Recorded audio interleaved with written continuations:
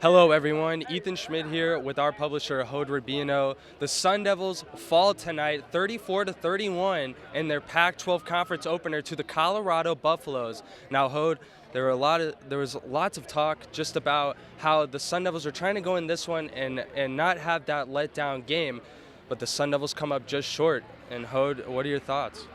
Yeah, it's I guess frustrating from an ASU perspective because, like I said, everybody talked this week about avoiding the letdown. Last year, ASU beat Michigan State, had a letdown. Is there going to be a deja vu in 2019? And sure enough, there was. It was a game where we saw the offense really rebound, I think, from some very subpar performances, especially in the last couple of weeks, scoring 31 points, having over 400 yards of offense. You think that would be enough to beat a team like Colorado, which definitely has a prolific offense that definitely was on display tonight at Sun Devil Stadium. But you felt that if the offense can really get it going, and the defense has been playing superb for the first 3 weeks, would able just to play just a level of play, maybe even one level down, that they were able to do just enough to keep the margin, in the favor of Arizona State. But it really wasn't meant to be. Colorado seemingly scored on every possession in the first half. Granted, they slowed down in the second half, scored only 10 points. Problem is, Arizona State offense only scored 10 points as well in the second half. So the razor-thin margin in favor of the Buffaloes that they kept from the first 15 minutes made a difference in the last 30 minutes. Well, let's talk about the offenses for both of these teams. Arizona State puts up the most points it's had all season with 31, but the Buffaloes obviously able to come out on top, and Tony Brown torched the ASU secondary tonight. 9 catches, 150 yards, and 3 touchdowns. Just what was he able to do, and how is Steven Montez and him on the same page all night? Yeah, defensive coordinator Daniel Gonzalez took full responsibility for this loss from the get-go. He said, really in a brutal, honest way, that ASU could not overcome his mistakes in preparation all week in practice, lack of adjustments in the first half. Now, granted, there were some adjustments made in the second half, and the Colorado offense slowed down quite a bit. But definitely, I think, frustrating for Arizona State that, like you said, Tony Brown has a great game. And one of the reasons he has a great game is because their star wide receiver, Laviska Shenault, goes out in the first half. And yes, we knew Colorado is a pretty deep team, but we thought without Laviska Shenault, who just last year scored 4 touchdowns on the Sun Devils, everybody thought that the Colorado offense would slow down at least to some extent, and just enough on a night where the Arizona State offense was playing quite well, as I mentioned earlier. Yes. But it does seem there was one breakdown in coverage after another. It seemed that every time Montez was going out on a rollout, that the defensive backs for Arizona State bit so hard that there were so many wide receivers in the flat uncovered. I really thought the defensive line for Arizona State got close to no pressure on Steven Montez whatsoever. Montez is a senior. He is way too good of a signal caller to give him a plethora of time there in the pocket to just pick off. Yeah, you can't give him that much time. Absolutely, yeah. So that basically was really almost a death wish, if you will, for this Arizona State defense. Like I said, to their credit, they were able to slow down the Colorado offense in the second half quite a bit.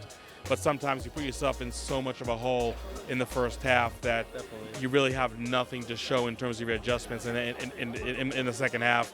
We just saw an Arizona State defense that, A, by far faced the best offense they did in the first 4 weeks of the season, but B, just was not able to make the in-game adjustments in the first half. And by the time the adjustments came around in the second half, it was just a little too late, if you will.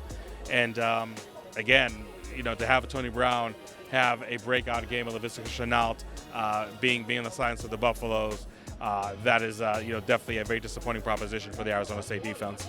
Well, switching it over to ASU's offense, Jayden Daniels had an exceptional night, especially for a true freshman quarterback, but he did throw his first collegiate pick of his career. And Hode, what did you see out of Jayden tonight? Well, Jayden Daniels throws for a career high 345 yards, 2 touchdowns, had the 1 interception.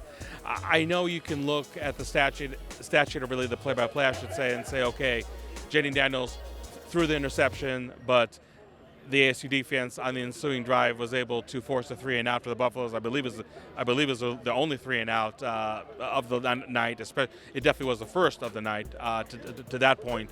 But we saw in the first 3 weeks the Arizona State defense operate with no margin of error and really carrying this Arizona State offense. Tonight it was definitely a reversal in roles. And even though you can't harp too much on that interception by Jaden Daniels, that really was a dagger to the Arizona State offense, which wasn't playing all that great, but seemed to have the opportunity. They were keeping up. Absolutely, keeping up. I don't know if they were able to tie the game at that point, or maybe go ahead, but at least give a chance for Arizona State to remain undefeated after tonight. But that really wasn't meant to be. I think the offensive line, while it protected Daniels fairly well, there were a few drives, and I'm sure we'll probably see it in your highlights later on, Ethan, where Jaden Daniels just got drilled, and he was still able to complete the ball. But you just kind of wonder if maybe those massive hits that he took early in the game maybe manifested themselves later on with his decision making. Jaden Daniels had a lot of overthrown balls, mainly to Frank Darby in the first half, and that downfield bomb was really open for the Arizona State offense time and time again, and the conversion rate was really low, and I think that's something that really came back to bite the ASU offense in the second half, and obviously for the entire game. Brandon Ayuk had a great game, 122 yards receiving. Benjamin, 83 yards rushing, but played much better in the second half than did in the first half, but it just wasn't enough. I mean, like I said, it was a great job by the Arizona State defense slowing down the Colorado offense in the second half, but unfortunately for the Sun Devils, it really was the same exact effect. The Colorado defense, after yielding 21 points in the first half, was able to really, I think, frustrate the Arizona State offense to some extent in the second half, and Arizona State also scores 10 points. And like I said, it really was a razor margin that Arizona State definitely was on the right side, if you will, of such a close game last week in East Lansing, but tonight was just a total different story for the Sun Devils, and that's why they suffered their first loss of the season, and obviously starting Pac-12 play 0-1. Well, the Sun Devils showed their youth and made a couple of mistakes. Christian Zendejas missed an early field goal. There were a couple of drops on big moments of the game. And Hode, I want to ask you now, this team suffers its first loss of the season, and it's a conference one at that. So where do you think this locker room is at, sitting now at 3-1? Well, I think for the offense, it's a weird proposition because, yes, it's a loss and the first loss of the season. That seems to hurt just a little more than other losses you might suffer later on. But I think this is still a game where the offense can gain a lot of confidence from. And that's important because the team they're going to face Friday in Berkeley is a much stronger defensive team than Colorado. Mm-hmm. Maybe not as strong defensively as Michigan State, but I would say not that far off from what they saw from the Spartans. So I think it was important for the offense to show that, okay, they can score 30 points, they can have 40 yards of offense. That was a important proving point. So I think the offense comes out of this game just maybe a little more encouraged.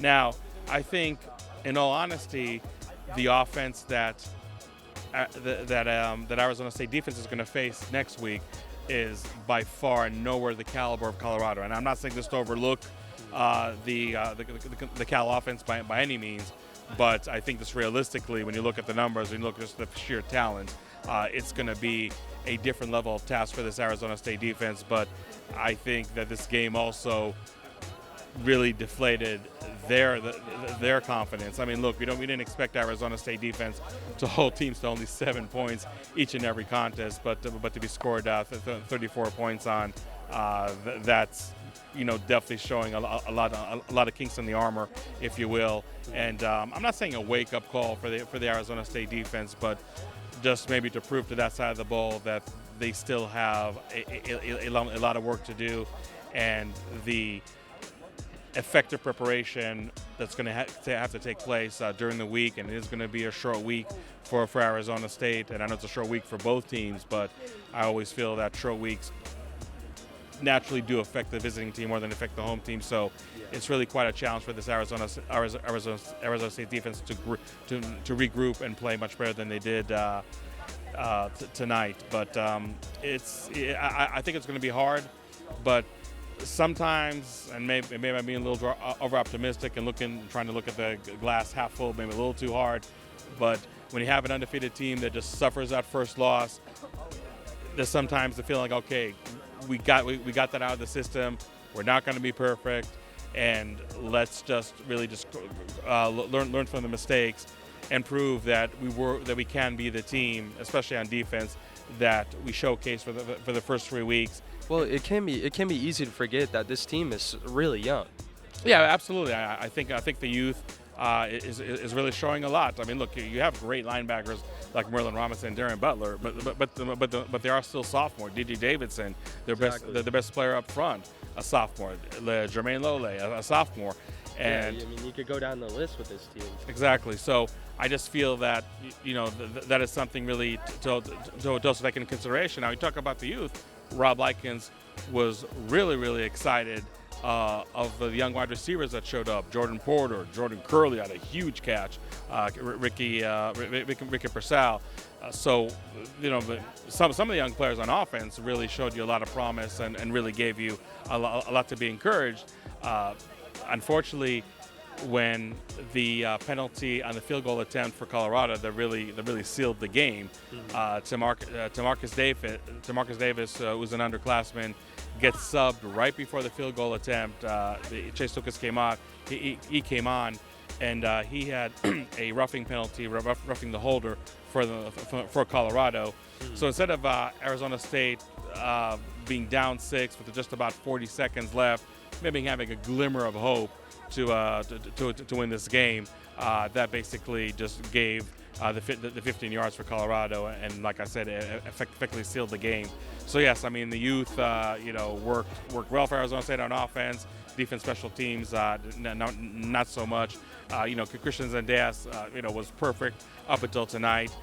He's just a kicker that maybe doesn't have the range of a Brandon Reese, but without Brandon Reese, being in the game, still sidelined with his injury, they thought to give him a chance and kick a 48-yarder, which obviously is anything but a chip shot. So I don't want to put too much on the younger team, on the younger players over here, because at the end of the day, the veterans and the more seasoned players on this team really need to carry the team. Obviously, that didn't happen on defense. In some respects, did not happen on offense, and that's where Arizona State right now is 3-1, 0-1 in Pac-12, looking to rebound against a very tough Cal team on the road. But if they can really effectively just implement everything that this game film is going to teach them, and it's going to teach them a lot, both on offense and on defense, then maybe they can go back to their winning ways. But make no mistake about it, as challenging as this game was tonight against Colorado, I think the game at Cal on Friday is going to be just as challenging, maybe even a little more. Well, Hode, you mentioned it. It is a quick turnaround for Herm Edwards and company as the Sun Devils travel to Berkeley to take on the undefeated Cal Bears. Came off with a huge win against an SEC team in Ole Miss on the road, 28-20 early Saturday, and now the Sun Devils have to go in there and try to compete against an undefeated team. And this has been Devil's Digest Recap. Hode Rubino, our publisher, Ethan Schmidt, thank you for joining us, and keep up with all our content throughout the week, and we will be live at Berkeley next Friday night. Thanks for watching.